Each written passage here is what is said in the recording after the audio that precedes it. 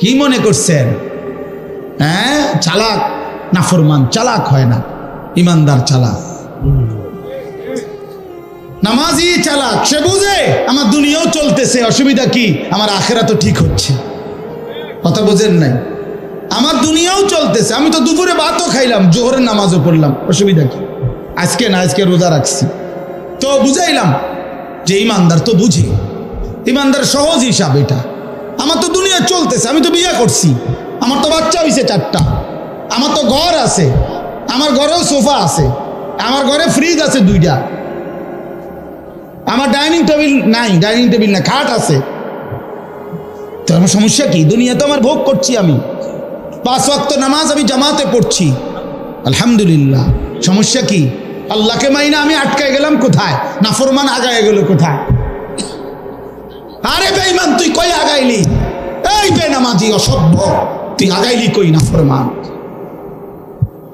ঘৃণা ছাড়া, লজ্জা ছাড়া আর কি জোগাড় করলি বাপ? তুমি কি আগাইলা? আজকে আমরা যারা 5 ওয়াক্ত নামাজ পড়ছি, আমগো এখন বাজে 10টা 2।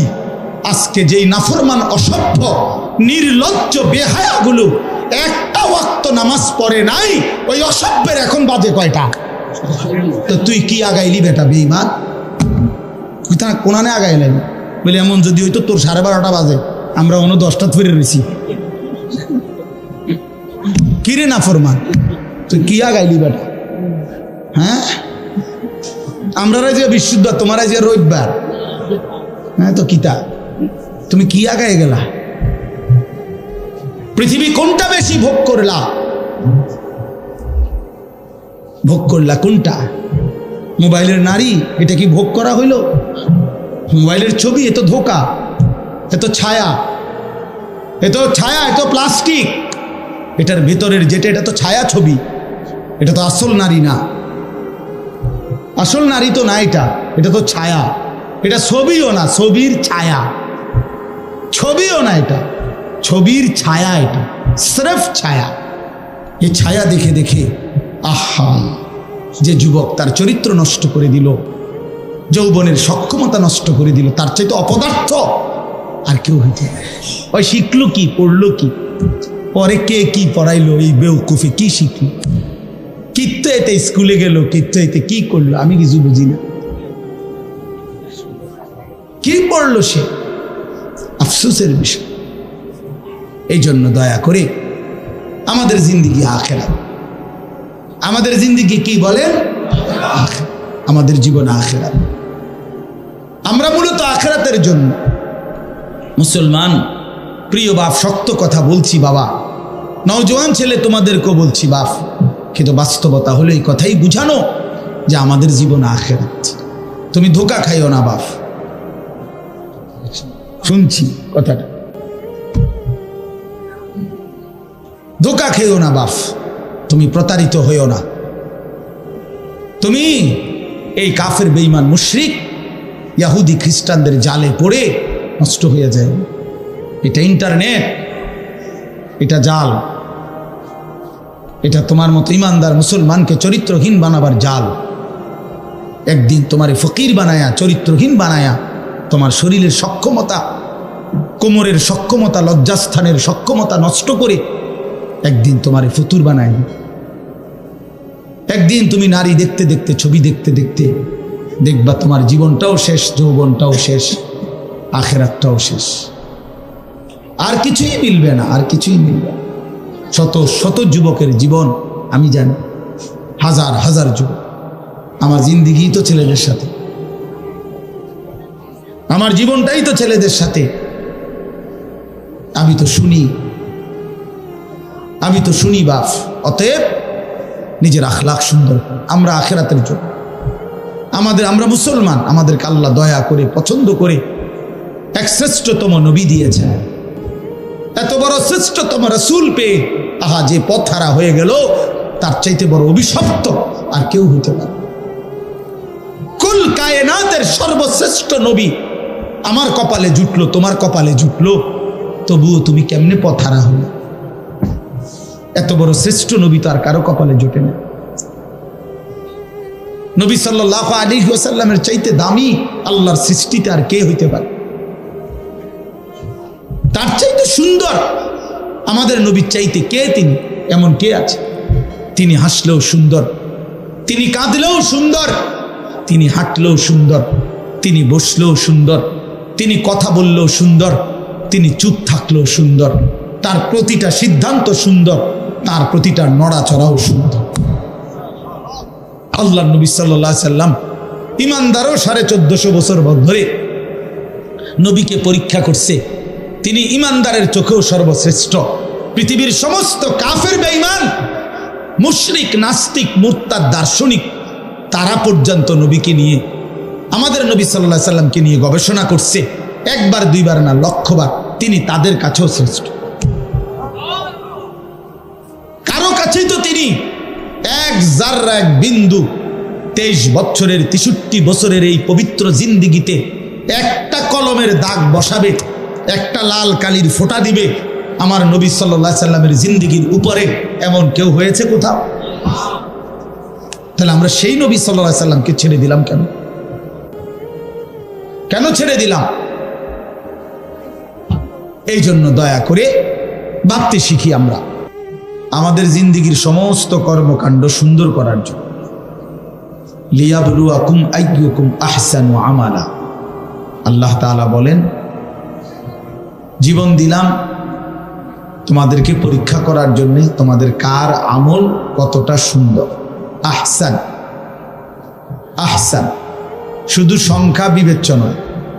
নামাজ পড়ে ফেলছে 10,000 রাকাত, কিন্তু সূরা কেরাত অশুদ্ধ, দোয়া কালাম অশুদ্ধ, রুকুর তাসবিহ, সেজদার তাসবিহ, আত্তাহিয়াতু অশুদ্ধ, তো কোনো লাভ নেই। 10,000 না, 10 লক্ষ রাকাতেরও কোনো ফায়দা নেই।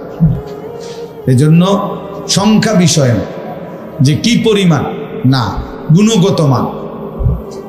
গুণগত মান, আহসান হইতে হবে, সুন্দর হইতে হবে, কোরআন সুন্নাহর আলোকেই হইতে হবে। আলোকে যেভাবে হোক।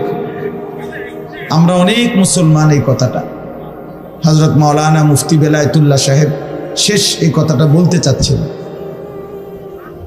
অর্থাৎ একটা কথা মনে রাখবেন, ছেলেরা তোমাদেরকেও বলি বাবা, যে যেটুকুই ইসলাম মানি এটুকুও গ্রহণযোগ্য হওয়ার জন্য বিশুদ্ধ হওয়া জরুরি। বিশুদ্ধ হওয়া জরুরি। শুধুমাত্র মসজিদে আসলাম শুক্রবার জুমার নামাজ, আমার উপস্থিতিটা দেখাইলাম, এতেই আমার জুমার নামাজ কবুল হবে না। জুমার নামাজ যেভাবে আদায় করতে হয় ওইভাবেই হইতে হবে। নামাজের সূরা কেরাত ঠিক হইতে হবে। শুধু আল্লাহর ঘরে গেলেই হজ আদায় হয় না, শুধু মিনা আরাফায় গেলেই হজ আদায় হয় না। কোরআন সুন্নাহ যেভাবে হজ্জের নিয়ম কানুন বলছে ওইভাবে হইতে হবে, ওইভাবে হইতে হবে।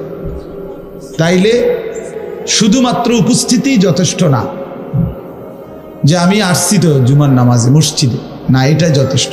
আমি শুধু তো উঠানামা করলাম 4 রাকাত, না, শুদ্ধ হইতে হবে। আল্লাহ নবী সাল্লাল্লাহু আলাইহি ওয়াসাল্লাম বলেন, তিলকা সালাতুল মুনাফিক। 3 বার বলছে নবীজি কথা। ওই নামাজ মুনাফিকের নামাজ, ওই নামাজ মুনাফিকের নামাজ, ওই নামাজ মুনাফিকের নামাজ। কামা ফানাক্কারা আরবাআন লা ইয়াযকুরুনাল্লাহা ইল্লা কালিলা। যে শুধু দাঁড়াইলো আর 4 রাকাতে 4টা ঠোকর মারলো। এই ছেলে, বেটা আনতে উঠো, বেটা অপদার্থ কোথাকার।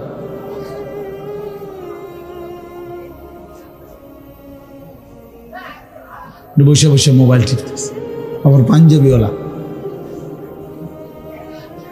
তো আল্লাহ নবী সাল্লাল্লাহু আলাইহি ওয়াসাল্লাম বলেন, সে 4 রাকাতে 4টা ঠোকর মারল। লা ইয়াযকুরুনাল্লাহা ইল্লা কালিলা। একেবারেই যৎসামান্য আল্লাহর জিকির তাসবিহগুলো ঠিক মতো পড়ল না। নবীজি সাল্লাল্লাহু আলাইহি সাল্লাম বলেন, ওই নামাজ মুনাফিকের নামাজ। এই জন্য তাড়াহুড়ো করে যে নামাজ, এটা মুনাফিকের নামাজ, মুনাফিকের নামাজ। তাইলে যেখানে শুধু তাড়াহুড়া করলো কেন, এই জন্যই নামাজ মুনাফিকের নামাজ হইল। সেখানে অশুদ্ধ পুরা, এটা কি ইমানদারের নামাজ? এটা মোমেনের নামাজ হইল? এই জন্য আপনি মাদ্রাসায় পড়েন নাই, আমরা হুজুর না, এই সমস্ত কথা আপনি জবাব দেবেন। আপনি মাদ্রাসায় পড়েন নাই কেন, আপনি হুজুর না কেন, এটা কার দোষ? আপনি সূরা কেরাত দোয়া কালাম শিখবেন না কেন? আপনার উপরে যেটা দায়িত্ব ফরজে আইন, আপনাকে শিখতে হবে, কোরআন শুদ্ধ করতেই হবে। এর জন্য মাদ্রাসায় না পড়েও শুদ্ধ করতে হবে। মনে করেন মাদ্রাসায় পড়েন নাই ছোটরা, এরপরও আপনাকে ঠিক করতে হবে। মনে করেন আপনি হুজুর না, এরপরও আপনার নামাজ বিশুদ্ধই হইতে হবে। পাবলিকের নামাজ কোনো রকম হলেই চলবে, আর আমগো হুজুরদের নামাজ হইতে হবে একদম বিশুদ্ধ। এটা তো বৈষম্য হয়ে গেল। বৈষম্য হইল না, এটা তো ইনসাফ হইল না। আপনি বেহেশতে যাইতে হইলে ভুল ভ্রান্তি অশুদ্ধ নামাজ পড়েই আপনি বেহেশতে যাইবেন গা, আর আমি 12 বছর লাগাইয়া সূরা কেরাত দোয়া কালাম ঠিক করতে হইব, কেরাত মস্ক করতে হইব, কারি সাহেবের কাছে পড়তে হবে। আমার বেহেশতটা এত কঠিন হয়ে গেল কালাইয়া, আমি কি মাদ্রাসা পড়ে অন্যায় করলাম? তাইলে বোঝা গেল এটা আমাদের ভুল ধারণা।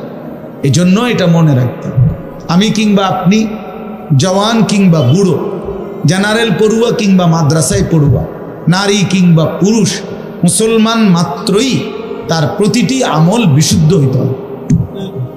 কি হইতে হবে বলেন? ফামান কানা ইয়ারজু লিকা রাব্বিহি ফালইআমাল আমালান সালিহা। আল্লাহ তাআলা বলছে, যারাই আল্লাহর সাক্ষাৎ চায়, জান্নাত চায়, যে আল্লাহর সাক্ষাৎ পাবে পরকালে সেই জান্নাত পাবে, যে জান্নাত পাবে সেই সাক্ষাৎ পাবে, একই কথা এটা। তো যে আল্লাহর সাক্ষাৎ চায় মানে জান্নাত চায়, আল্লাহ তাআলা বলেন ফালিয়ামাল আমালান সালিহা, সে যেন তার সবগুলো আমল বিশুদ্ধভাবে করে। কোরআন শরীফের আয়াত, ওয়ালা ইউশরিক বিইবাদাতি রাব্বিহি আহাদা, এবং আল্লাহর ইবাদতের সাথে কাউকে যেন শরীক না করে, মানে ইখলাস, শুধু আল্লাহর জন্য করে। তাহলে এই জন্য আমি অনুরোধ করলাম আপনাদের কাছে, এটা আমাদের বোঝা উচিত। না বুঝলে আফসোস করবেন, আজ কিংবা কাল আফসোস করতেই হবে। কবরে গেলেই বুঝে আসবে, লাতারাবুন্নাল জাহিম সুম্মা লাতারাবুন্নাহা আইনাল ইয়াকিন। আল্লাহ তাআলা বলেন, তুমি তোমার 2 চোখে জাহান্নাম দেখবা, এবং তোমার তখন পরকালের সব কথাগুলো ইয়াকিন হবে, কবর, হাসর, মিজান, ফুলসিরাত। কিন্তু লাভ কি হবে? ইয়াউমা ইদিন ইয়াতাযাক্কারুল ইনসানু ওয়া আন্না লাহুদ যিকরা। আল্লাহ তাআলা বলেন, বান্দা হাসরের ময়দানে যখন জাহান্নামকে সচক্ষে দেখবে, তখন তার দুনিয়ার সব কথা মনে পড়বে, বুঝে আসবে।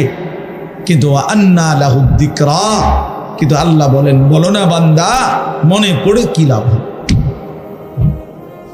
বুঝে তো আসবে, ঠিক আছে যে বিড়ি খাওয়া ঠিক হয় নাই, সিগারেট খাওয়া ঠিক হয় নাই, গালি দেওয়াটা ঠিক হয় নাই, চুরি করাটা ঠিক হয় নাই, সুদ খাওয়া ঠিক হয় নাই, কিস্তি নেওয়া ঠিক হয় নাই, নারী দেখা ঠিক হয় নাই, ছবি দেখা ঠিক হয় নাই, সারা রাত উলঙ্গ দৃশ্য দেখা ঠিক হয় নাই, নামাজগুলো বছরের পর বছর ছেড়ে দেওয়া ঠিক হয় নাই। তো এ তো বুঝে আসতে ঠিক আছে, উচিত ছিল, পড়া উচিত ছিল, মানা উচিত ছিল। কিন্তু আল্লাহ বলেন, ওয়া আন্না লাহু যিকরা, বলো না বান্দা লাভ কি হবে?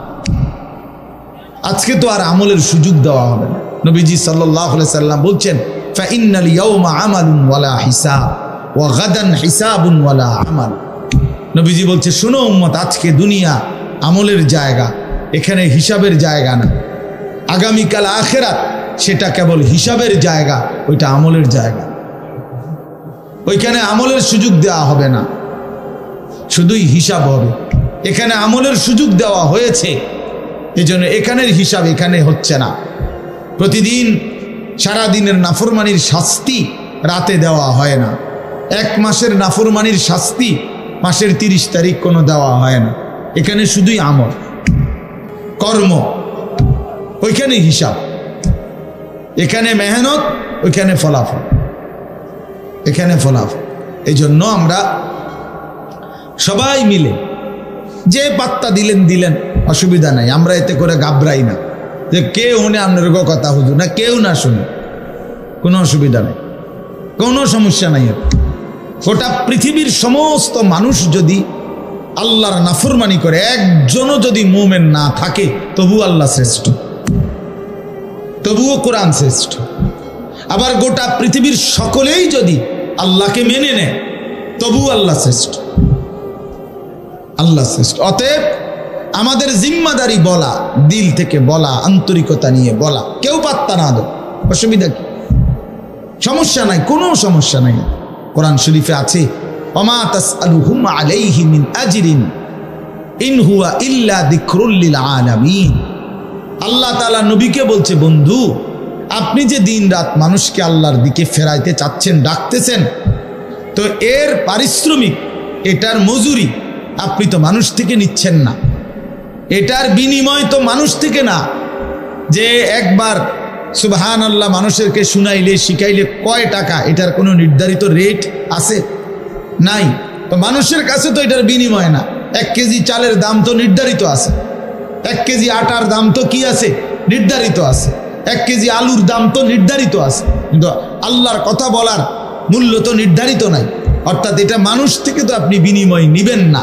কাজে আপনার সমস্যা কি? বিনিময় তো দেব আমি, কাজে কেউ গ্রহণ করলেও বিনিময় দেব, কেউ গ্রহণ না করলেও বিনিময় দেব। আপনার সমস্যা কি? আপনার যেটা পাও না, আমি সেটা আপনাকে দেব।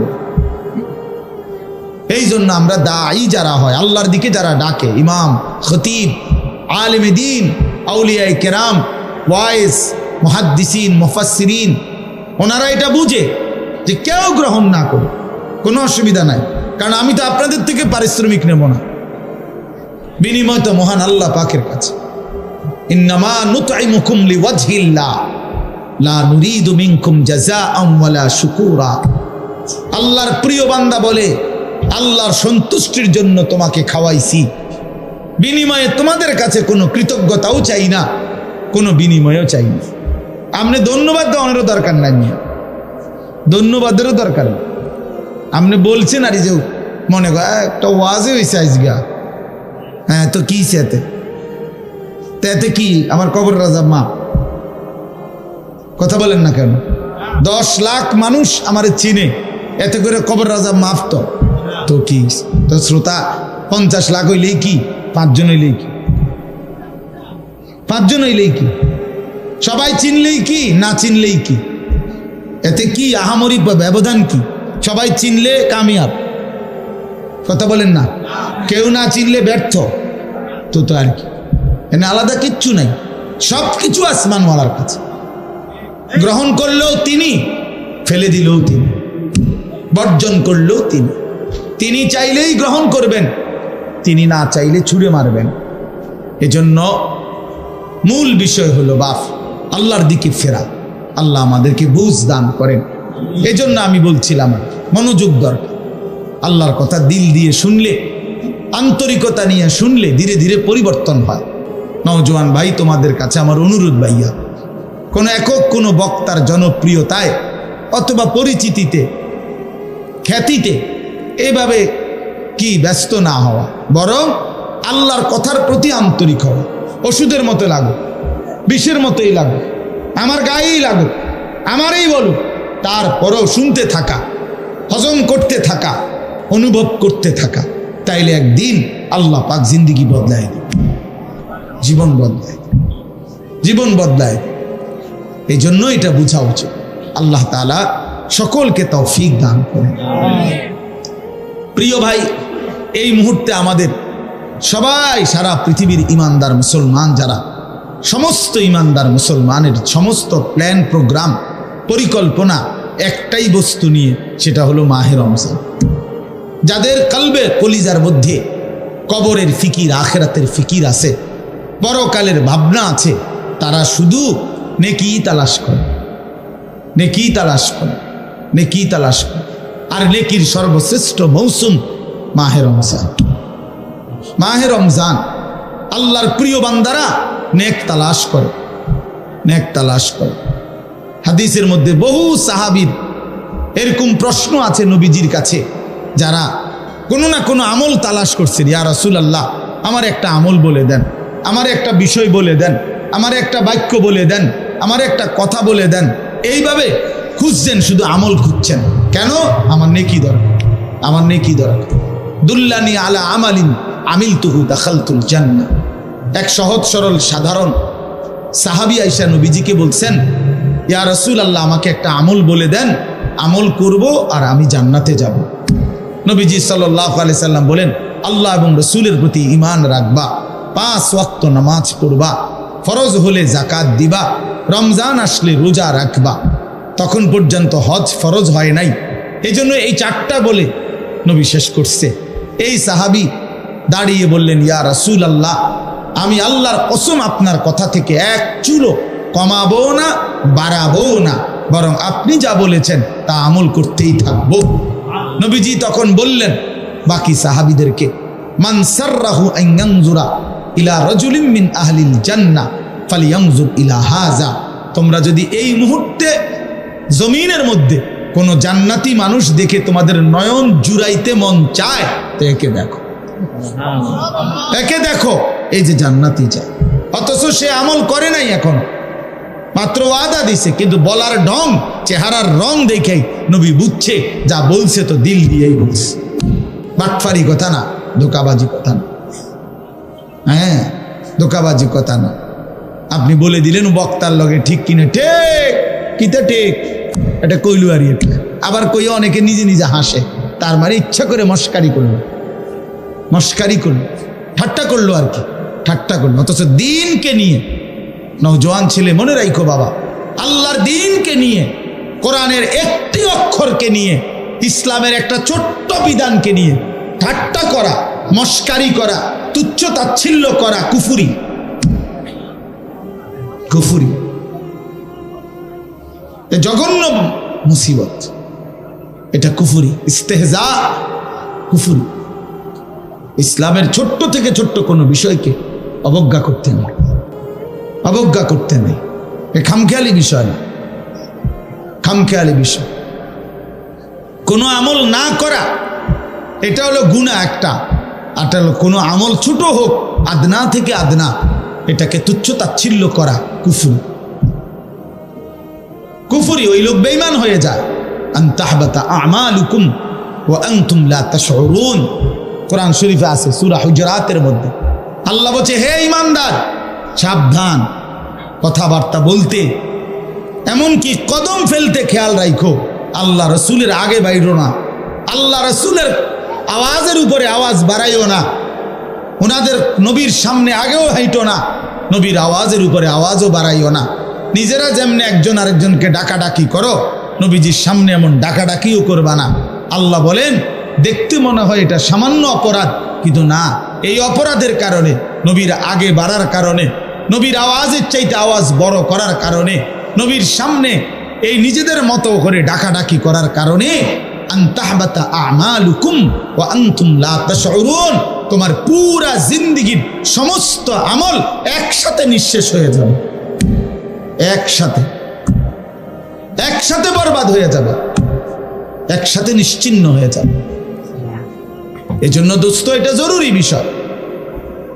বাবাদের কাছেও বলি, অনেক মানুষ আপনাদের অনেক সময় চা দোকানে বসতে বসতে অনেক মস্কারি করেন, নিজেদের আড্ডায় বসে বসে অনেক সময় অনেক মস্কারি করেন।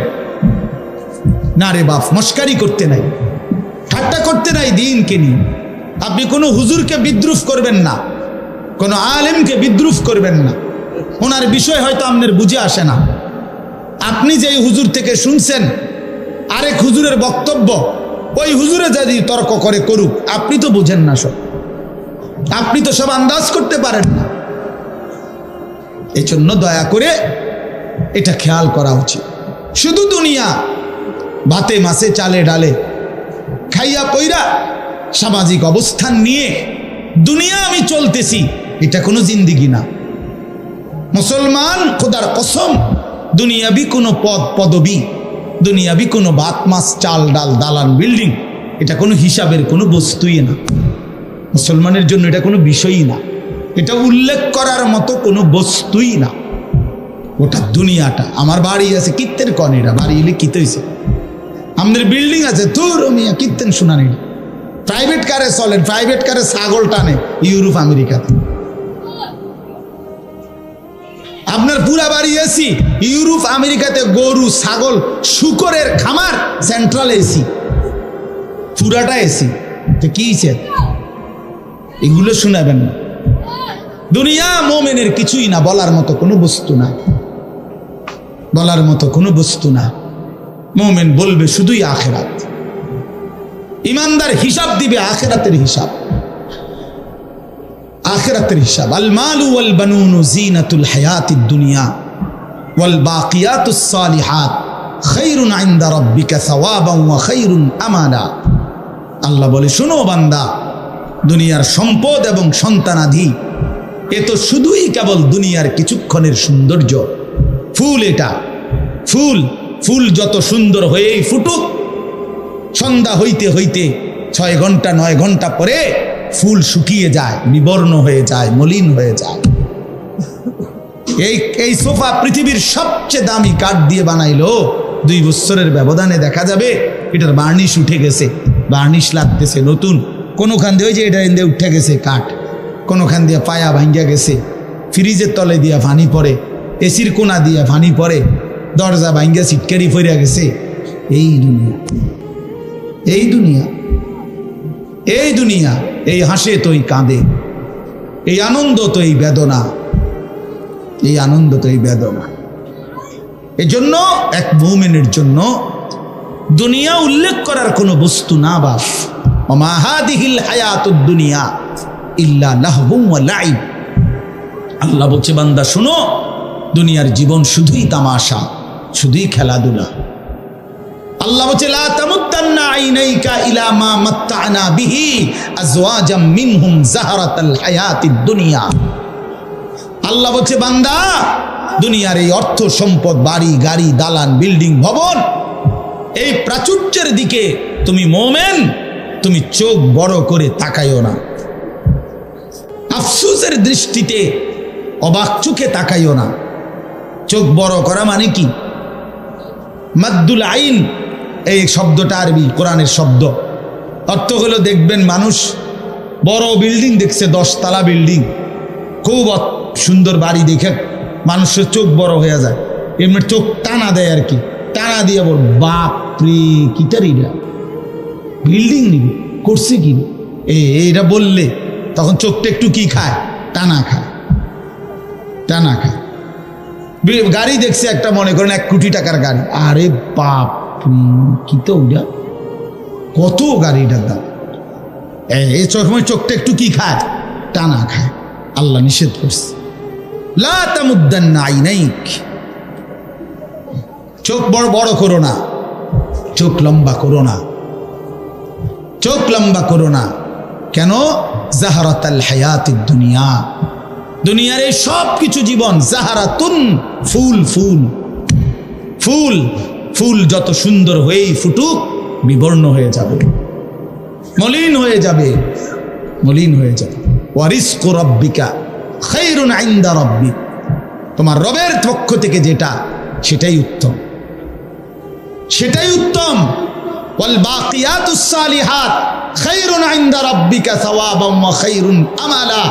আল্লাহ বলে, জীবনের কোনো অর্জন দিয়ে যদি বিনিময় চাও, জীবনের কোনো অর্জন কামাই রোজগারি দিয়ে যদি কোনো আশা করো, তো সেটা হবে শুধুই নেক আমল।